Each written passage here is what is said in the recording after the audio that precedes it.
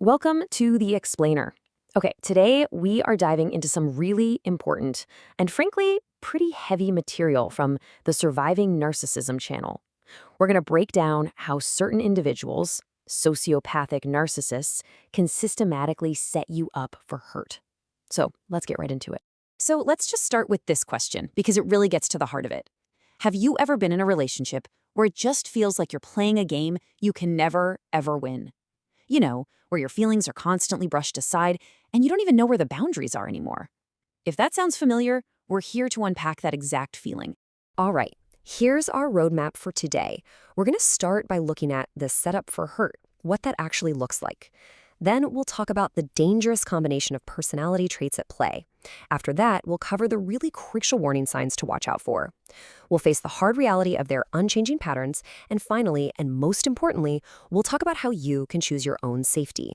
Okay, let's get right to the core of this whole thing. The dynamic really kicks off with one person who has this absolutely bottomless need to be in control. And look, we're not talking about simple disagreements here. This is their fundamental operating system. It's how they see and interact with the world. You know, what's so revealing here is how they view the world. It's all broken down into these really harsh black and white categories. And in their mind, there's no question. They have to be on the superior, correct, in-crowd side of that line, always. It all comes from this deep, terrified place of being seen as less than, and that fear is basically the engine that drives all the pain they cause. Now, the source material makes a really critical point right here. We're not just talking about garden variety narcissism. To really get what's going on, you have to understand what happens when that need for control gets mixed with something, well, something much more destructive. It's a toxic cocktail, really. So first, let's be super clear on the foundation. Narcissism, as it's defined here, is that desperate, non-stop need to be the one on top in any situation. It's all a defense mechanism, right? It's covering up a massive internal fear, and it leads to this constant push to dominate everyone around them. And here's the kicker. This is the amplifier. Sociopathy brings in a complete and total disregard for the rules that the rest of us live by. It's this core belief that they're special, that norms and laws are for other people, and that they can just make things up as they go.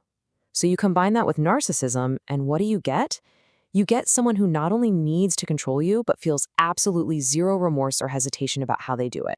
So the big question is, how do you actually spot this dangerous combination out in the wild? Well, the source gives us a really clear field guide to their behavior. And it's so important to know these signs, because believe me, the normal rules of a healthy relationship just go right out the window here. The first batch of clues is all about their fundamental attitude, just the way they carry themselves and how they see the world. It's not a mood, it's baked right into their personality.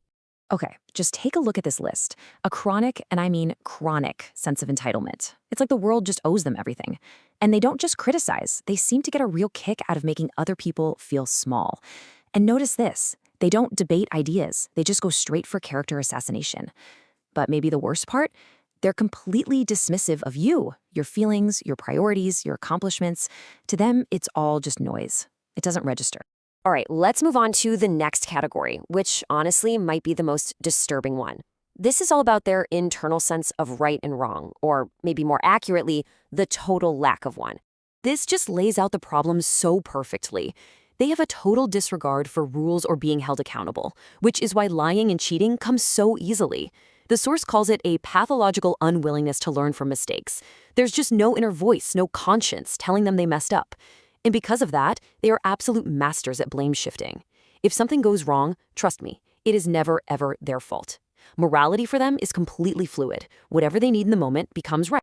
And this quote from the source, wow, it just cuts right to the bone. This broken moral compass leads to a profound, shocking lack of empathy. They just don't feel for people who are hurting, even when they're the ones who cause the pain.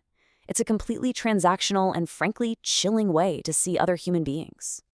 So you've got the mindset, you've got the broken moral compass. How does that actually turn into action? What are the actual tactics they use to get what they want from people? Here's a huge red flag. Look at their history. More often than not, they've been bullies their whole lives, using intimidation. Sometimes it's loud and obvious, other times it's quiet and passive-aggressive to get their way. And when there's a conflict, their first thought isn't, how can we fix this? It's, how can I get back at them? They seem to be constantly looking for a fight, and they always always find one, dragging you right into the middle of their chaos.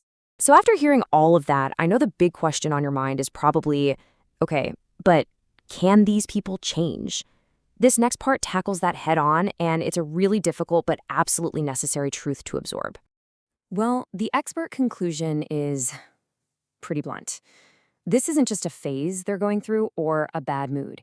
It is a deeply ingrained, well-established personality pattern. You are dealing with someone who is not likely to change at all. And this quote just hammers that point home. It doesn't matter if it's a family member, a coworker, a partner.